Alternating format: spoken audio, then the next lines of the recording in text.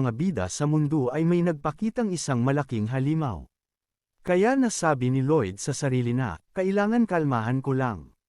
Anong klaseng halimaw ba yan? Yan na ba ang Dragon King? Posible rin, dahil may kakayahan ang mga dragon na baguhin ang kanilang itsura kung kailan man nila gustuhin. Pero sinabi ni Lloyd na tila may kakaiba sa halimaw na ito. Na kung yan ang Dragon King. Bakit ganyan ka-weirdo ang napili niyang appearance? At dito ay ipinakita na nga ang itsura ng halimaw na si Korong. Mukhang tigre na mukhang leon na mukhang pusa. Ano't ano pa man cute naman siya tingnan.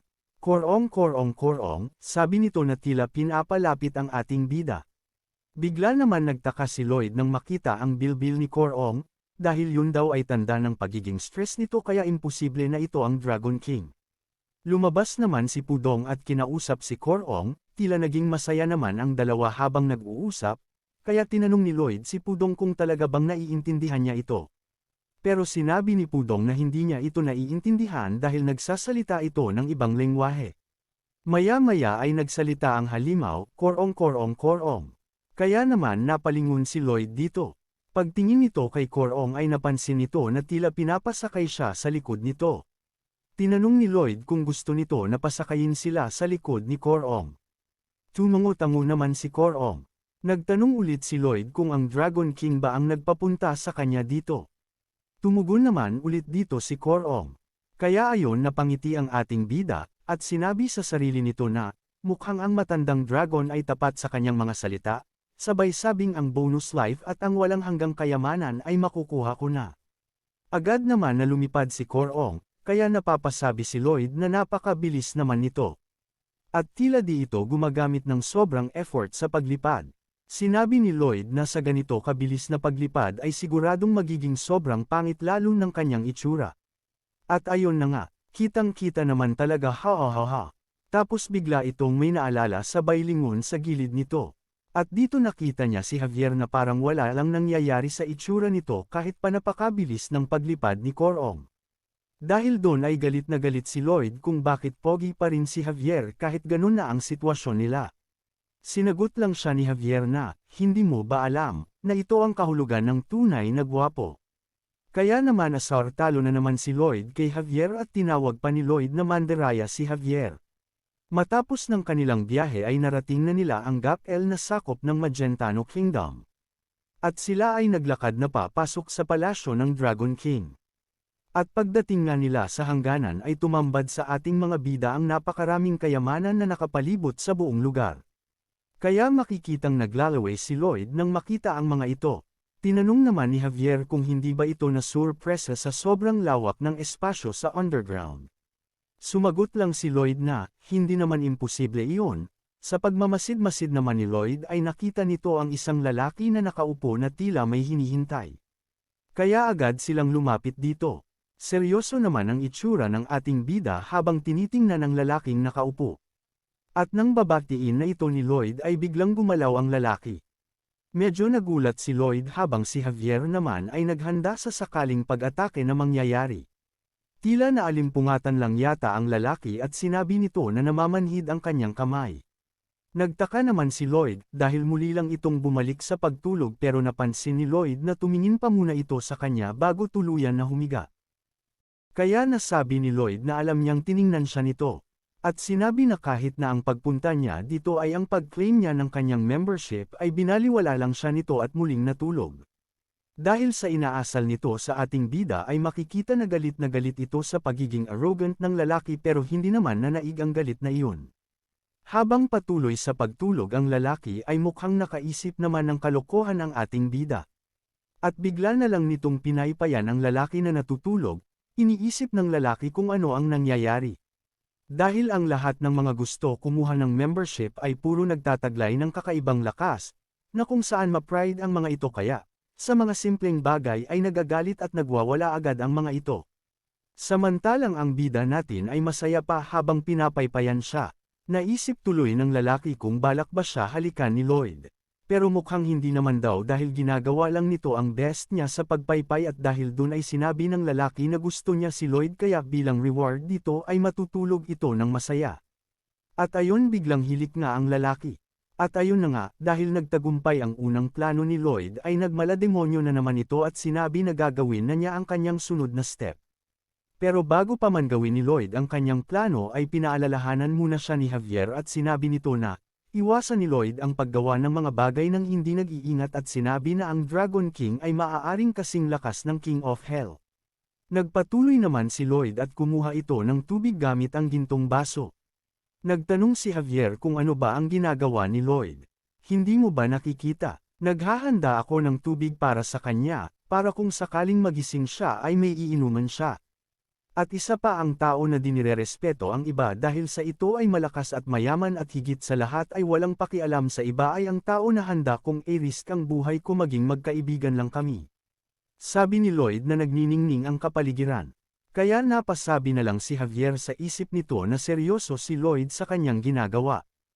Habang naghihintay sa paggising ng Dragon King ay tila nagbaliw-baliwan na naman ang baliw naman talaga nating bida. Kung saan gumanap ito bilang isang mayamang hari na nagagalit dahil sa di siya nakikilala ng isang alipin, habang ang alipin naman ay todo sa pagmamakaawa.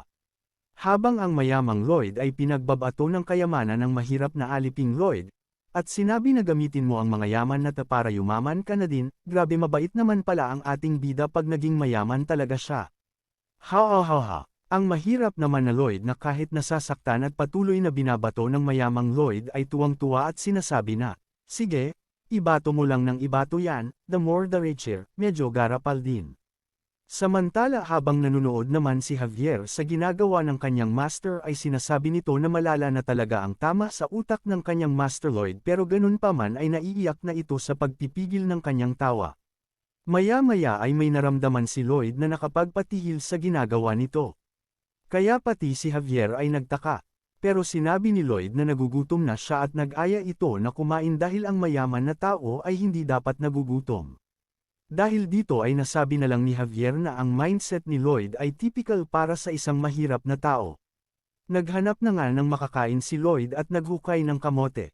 Pero tinawag siya ni Pudong at ayon nakakita sila ng kimchi kaya naiiyak pa habang kumakain si Lloyd ng dambuhalang kamote at kimchi. Nilapitan naman ito ni Javier at sinabi na mukhang matagal pa magigising ang Dragon King at tinanong si Lloyd kung hanggang kailan niya pa nanaisin na manatili dito. Pero wala ngang kano-ano ay sumagot ito ng forever na siyang mananatili dito. Sinabi ni Javier sa isip nito na, sa totoo lang ay kaya ni Lloyd gawin ang sinasabi na forever na siya magstay dito. Pero ganun pa man sinabi niya pa rin kay Lloyd na kailangan pa rin na bumalik ni Lloyd sa kanilang bayan dahil marami pa itong dapat asikasuhin doon. Sumagot naman si Lloyd na, oo kailangan ko ngang bumalik pero hindi ko naman pwede o basta-basta na sukuhan na lang ang membership ng Dragon Club, dahil ang opportunity ay kusang dumarating sa taong naghihintay dito. At dito nga ay bigla nang nagising ang Dragon King. Napatanong ito sa sarili kung gaano na siya katagal na natutulog. At dito ay ipinakilala nito ang kanyang pangalan at ito ay si Vercas ang Dragon King. Ikwenento nito na, isang araw ay may isang babae na napunta sa palasyo niya galing sa ibang mundo.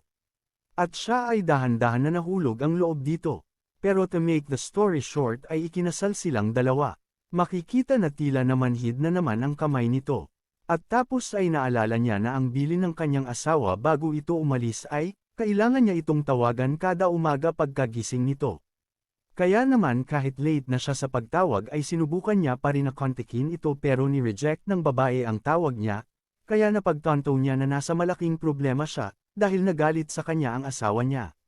Kaya naman naiisip na niya na mag-teleport papunta sa misis niya para humingi ng sorry. Pero dahil sa tamad ito ay di niya pa rin ito ginawa dahil malayo at nakakapagod sabi niya.